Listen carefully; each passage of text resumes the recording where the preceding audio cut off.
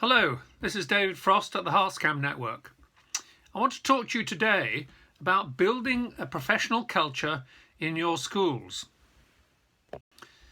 Donald Shine, in his classic text about leadership in organisations, said the only thing of real importance that leaders do is to create and manage culture.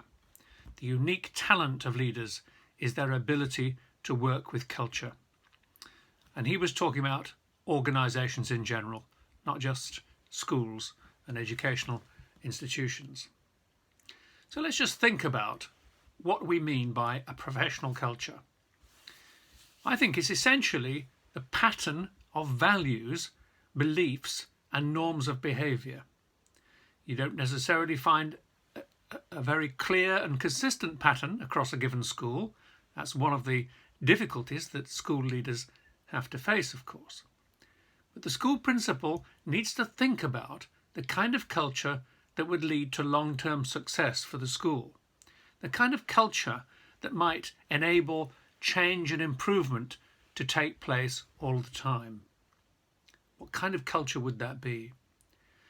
Now, a particular culture, you can envision it as a school principal, you can imagine it perhaps, but it's not something that a government or a principal can simply demand. You can't say, this is our culture, and expect it to happen. You can't force teachers, you can't force people to adopt certain values or to hold certain beliefs. What the principal can do is to take steps to cultivate a particular pattern of values, beliefs and norms of behaviour. To cultivate. I want to focus on this word cultivate. In English, the word cultivate is used mostly when we talk about gardening or agriculture. So cultivation involves creating the right soil conditions. It involves sowing seeds, perhaps planting small plants. It involves monitoring the growing and adjusting the intervention, which leads to things like hoeing, weeding, watering. All of this you would expect to take place in a garden, but also on a farm growing arable crops. Now, I'm suggesting that we can use this as an analogy for culture building in organisations such as schools. So it's analogous, I'd suggest. So let me take the first part of that analogy, creating the right soil conditions. How does that work out in the context of culture building in school? Well, first of all, a school principal can create organisational structures which are empowering, in other words, which enable others to take action, to make decisions, to take the initiative, and so on. So, empowering structures. If there are no structures of meetings and lines of communication and so on that enable that, then people will just feel without a voice. They will feel they don't have any way to contribute. Secondly, so school principals can create organisational structures which favour dialogue and collegiality.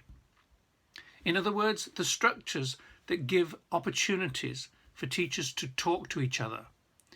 Collegiality is to do with being together, having relationships, trusting relationships. It's about the quality of those relationships. So communication and relationships, of course, goes together. The point is, do the organisational structures allow that to develop?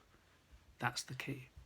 Thirdly, certainly in England, the school principals have the power to control appointments. That may not be the case all over the world, but where school principals can influence this, appointing the right staff whose practice can be seen to match the kind of culture which the school principal is trying to build. That's a key way that principals can build culture. Fourth, where school principals control the school budget, and I know that's not the case everywhere in the world, but where they can, then they can decide to spend school funds to help particular initiatives. Every change, every initiative has costs attached, expenses, and this is where a school principal can say that is something we could do with investing in. So, fifth, identifying facilitators to support teacher leadership. Now, clearly in HeartsCam, we have consistently argued that teachers can learn to exercise leadership if they have the right kind of support. And for that, you need facilitators, not instructors, not people who will tell them what to do, but people who will enable them, who will engage them in a process of reflection and decision making, which will be empowering for them. Now, lastly, school principals, of course, can make time and space available for workshops. If teachers want to get together to discuss how to bring about change, to support each other in doing that, they need somewhere to meet. They need the time during the day to meet. And again, that is something that can be done in the margins of school life, but it has to be thought about. So can I suggest we need to reflect on how we go about creating the right conditions? Here's just one example. A school principal in America, Priscilla Dawson, she used to be the principal at Trenton High School, New Jersey, and I visited her there to look at what was going on. She ran a very, very large school, and she thought that colleagues, hundreds of teachers who worked there, they didn't feel connected, they didn't feel able to talk to each other. It was just too big. So she wanted to improve collegiality, so she created this new organisational structure, which was called an instructional council. In America, they use the word instruction in relation to teaching, really. It means teaching. So an instructional council had within it particular people who were called teacher leaders, also vice principals, also school counsellors and professional development facilitators, and so on. And any teacher could come along to the council with a problem. It may be a very particular problem. This child is not motivated to learn, or this child doesn't seem to be able to do this, or I'm having difficulty finding out how I can develop a lesson about that, and so on. And they could pose a problem and get advice and discussion within the council. So that's Priscilla's example. Organisational structures, what might you consider introducing into your school as a structure which will be empowering, enable dialogue, build collegiality, and so on? So let's look at the second part of my analogy, the sowing of the seeds. Now, in the context of building culture in school, perhaps the seeds can be seen as ideas. So introducing ideas about practice is something the principal can do directly. The principal is always somebody who can speak to the whole group of teachers in the school, perhaps separate groups, perhaps the whole staff, and can introduce new ideas. Also, the school principal can introduce ideas about how teachers work together in the school, about how to improve the quality of collegiality within the school. The head teacher the school principal rather, can say, I think we really ought to talk to each other in this way, or in these places at this time, and so on. Can make those kinds of suggestions, bring in those ideas. Thirdly, school principals can invite others to bring in new ideas, external speakers perhaps, to talk about ideas that help to cultivate the kind of culture the school principal has in mind. And of course that means the school principal needs to know who is out there in the wider professional community that could say things to the whole staff, perhaps run a seminar, perhaps make a speech that would bring new ideas and help to steer the culture towards the desired goal. And fourthly, colleagues could be encouraged to visit other schools where the principal knows that there are practices there that the teacher could observe, those practices that again help the school to to move towards the kind of most desirable culture. So visiting other schools, school principals can suggest it, can perhaps find the expenses for travelling or whatever it is. And in these days, of course, we're doing everything on digitally, aren't we? Because of the COVID-19. So it's easier, in a sense, to learn about other schools. But I'm sure there'll never be any substitute for actually visiting a school and seeing what's going on in action. So again, can I suggest we need to reflect on sowing the seeds? Let me give you an example. Ben Creasy, who I know well, is an assistant head teacher at the Robert Barclay Academy in Hertfordshire, in the UK. And he knows a great deal about assessment because he studied it. He did his master's degree with HeartsCam on the topic of assessing students' work.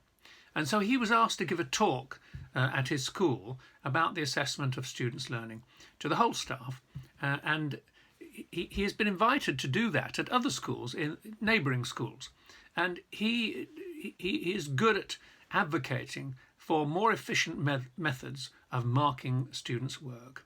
He advises teachers to collaborate so they can develop better approaches across the whole school, so that the students have consistent practice and their expectations are consistently reinforced by the way that teachers set homework and the way teachers respond to homework. It's consistently done because it's collaborative. This is the kind of key messages that Ben's talks would give. So that's just one example. So how might you introduce good ideas to the teachers in your school? So the third part of the analogy, monitoring, growing and adjusting the intervention. Well, principals need to devise strategies for informing themselves about the professional culture in their school. In a garden, you can just walk around and look. In a school, it's not so easy to know what the pattern of values, beliefs, norms of behaviour is. What is that pattern? The principal needs to try to have a way of finding out about that. Is it, for example, going to visit regularly different parts of the school and to ask people questions? Is it to do some kind of a survey to get people to respond to something? Is it to run a workshop in which people are asked to talk about their perceptions of the school culture? So secondly, when the principal realises there are obstacles, when obstacles become visible, the principal can act to remove such obstacles. So if you're interested in growing towards a particular culture and you see there's something standing in the way, perhaps it's a problem within a particular part of the school where somebody very influential is saying unhelpful things, or there's some kind of disagreement and a lack of collaboration in a particular part of the school, and so the principal might be able to intervene to tackle that obstacle. Thirdly, school principals quite often, certainly in the UK, quite often seek feedback. They want to know what people think, what the teachers think, sometimes also what the students think. But it's bad practice, it seems to me, for a school principal just to rely on the same small number of voices. It's easy, isn't it, to ask your vice principal, what do teachers think? What do they believe is the right way to do blah, blah, blah? And to only listen to what the vice principal says. You won't necessarily get a full rounded picture. So I suggest, a principal needs quite a sophisticated set of tools to find out what the culture of the school is really like. So let's reflect for a moment on how we might monitor the growing towards a certain kind of professional culture and how we might adjust the intervention. Now here's an example. Val Hill, that many of you have met, was a vice principal at Birchwood High School, Hertfordshire. She is part of the HeartsCam team. She organised at her school an audit of the school's professional culture. She used a tool that's been used in a number of schools in HeartsCam It's a kind of it's a sort of questionnaire. It represents a continuum of certain things to do with decision making and collaboration and so on. And people are asked to respond and place their school on the continuum. So she asked groups of teachers to use this tool and to complete their response to it, and then to discuss amongst themselves what kind of culture they think is dominant in the school. And then she also asked her colleagues on the senior leadership team, the school principal, vice principal and so on, she asked them to do the same thing, to do the same exercise as the teachers had done, so they could compare the different results. And it's the difference which is most informative. So there's just one example. How might you monitor the development of your school's professional culture? And now we come to the fourth part of my analogy, the hoeing, the weeding and the watering. So you've been monitoring the development of the culture. You know what needs to be done to keep it moving forward, to encourage growth. And so how can we use this analogy of hoeing, weeding and watering to apply to the development of culture in the school? So first of all, principals can intervene to solve problems, as I've already said. For example, it may be a problem about relationships between particular colleagues. There may be a difference of view or a personal animosity. So there are things that a principal needs to do. This is good old-fashioned transactional leadership, which most principals are well used to. But they need to think about the relationship of the development of the kind of culture they're trying to create to those little problems that might be standing in the way. And they may have to have a little conversation with certain individuals to sort things out.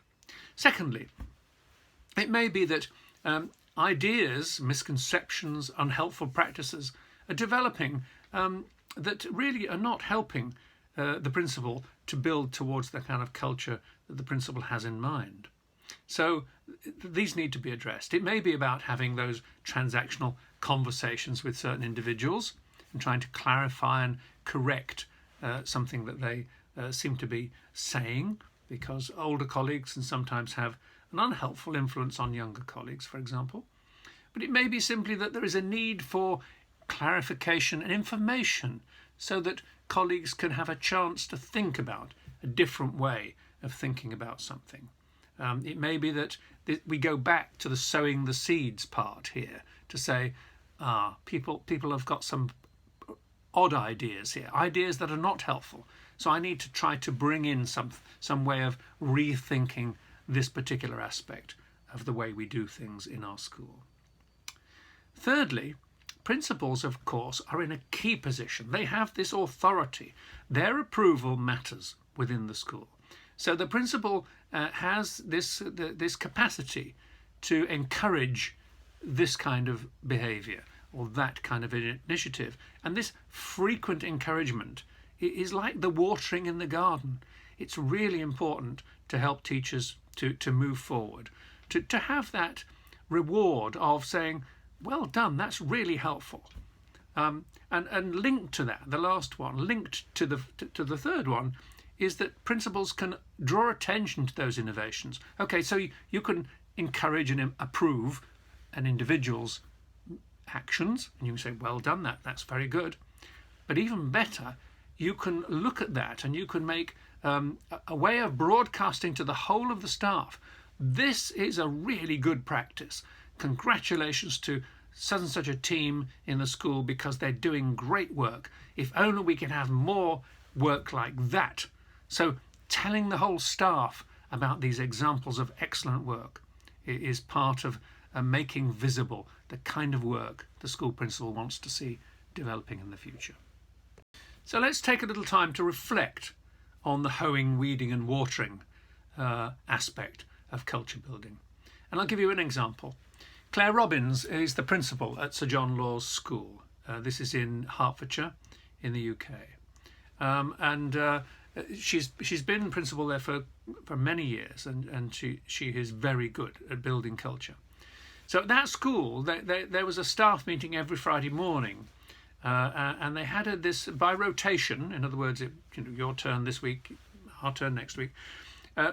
Each subject teaching team will be asked to present a description of a particular teaching and learning strategy that they felt very pleased with, very proud of in their department. And they had a kind of game way of doing this, so it was very funny, and people really used to enjoy the sessions. I can't remember the rules of the game, but it was done in a very particular, light-hearted way. But the ideas, or what really counts here, they were putting forward a way of practicing, and of course this meant that the team who presented their idea, they felt very honoured and valued, that they got applause, and the spotlight was shone on what they were doing, and they were very pleased with themselves. And others, of course, learnt from that presentation. They'd say, maybe we could use that way of thinking in our department, and so on. So what strategies might you use to draw attention to good practice and encourage teachers in your school to develop better practice? So finally, I want to make a comment about the kind of professional culture that's conducive to teacher leadership, because that's what we're interested in promoting at HeartsCam. So if you as a school principal can engineer a different set of norms of behaviour, the values and the beliefs that underpin those actions, those values and beliefs will probably follow the behaviours. So if you can make it normal to do things in a particular way, the beliefs and the values will follow. Some people may assume the opposite, that you have to get the values and beliefs right first in order to get the practice. Well, that may be true, but I'd like to suggest that the thing you can most obviously work on is establishing normal ways of working, of acting, of behaving, and the ideas behind them will eventually become clearer and will develop alongside. So in order for teachers to be able to lead change, they need to feel that it is okay to raise questions about current practice. They need to feel that it's normal to propose an initiative to improve a particular aspect of practice. And the principal needs to welcome their ideas and innovations. So if the teachers feel that this is the kind of school I'm in, where it's okay to raise questions, it's okay to propose initiatives, and that in fact the principal will welcome these ideas and innovations, then teacher leadership has a chance of really succeeding. So thank you very much for your attention.